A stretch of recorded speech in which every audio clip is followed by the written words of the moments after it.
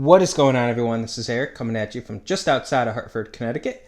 And today, we're going to look at the Santana Moss trade, which occurred during the 2001 NFL Draft. Now, this was a swapping of draft picks between the New York Jets and the Pittsburgh Steelers that saw New York move up 3 spots in the first round of the draft. How did this trade work out? We'll start by looking at the New York Jets, who got the 16th overall pick, which they would use to select wide receiver Santana Moss. Now, Moss had a quiet rookie season for the Jets, but he did earn a starting job towards the end of 2002. He would have his first career 1,000-yard season in 2003, as he would record 74 catches for 1,105 yards and a career-high 10 touchdowns. Now, unfortunately, he regressed in 2004, ending the year with 45 catches for 838 yards with 5 touchdowns. Now, after talks of an extension failed to gain any traction, the Jets decided to trade him away. All things considered, over 4 years with the Jets, Moss recorded 151 catches for 2,416 yards and 19 touchdowns.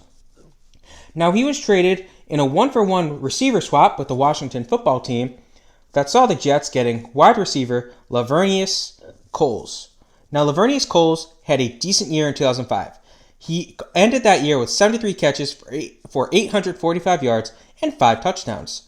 He improved in 2006, recording a career-best 91 receptions for 1,098 yards and 6 touchdowns. Now, he would catch 55 passes for 646 yards with 6 touchdowns in 2007. And in 2008, he improved on those numbers by catching 70 passes for 850 yards and 7 touchdowns.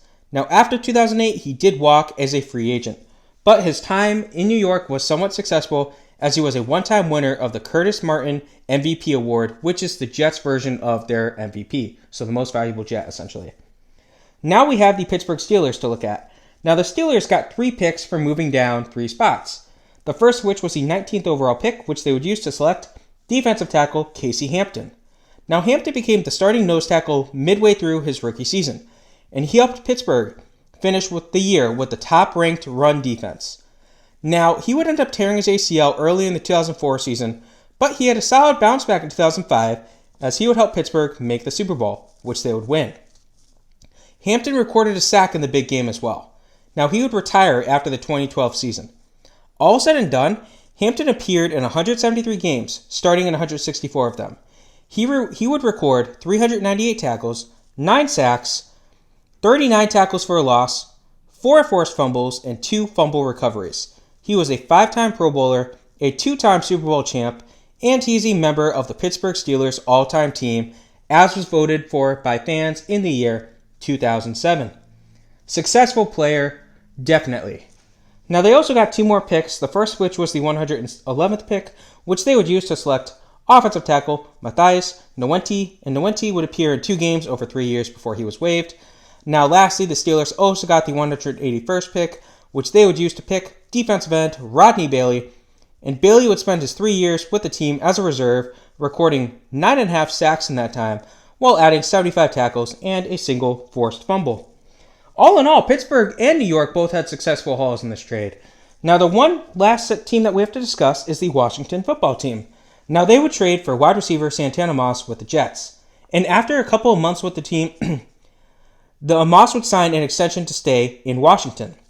He responded with a huge year in 2005, recording 84 receptions for a career-high 1,483 yards and 9 touchdowns. Now, his receiving total actually set the franchise's record for most yards in a season by a receiver. Injuries would slow him in 2006, as he would end the year with 55 receptions for 790 yards and 6 touchdowns. And the injury bug bit him again in 2007, as he would record 808 yards with 3 touchdowns on 61 catches.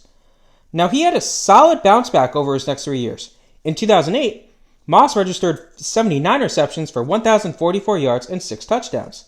In 2009, he regressed a little bit, but he still ended the year with a somewhat impressive 70 catches for 902 yards and 3 touchdowns. He set a career high in receptions in 2010 with 93, while adding 1,115 yards and 6 touchdowns through the air. Pretty impressive.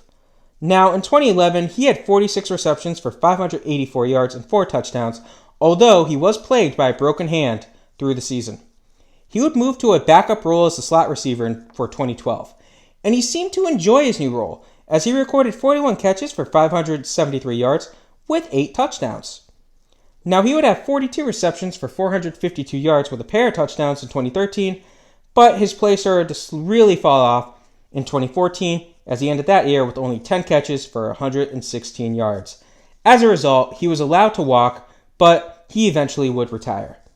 He recorded 47 touchdowns during his time in Washington.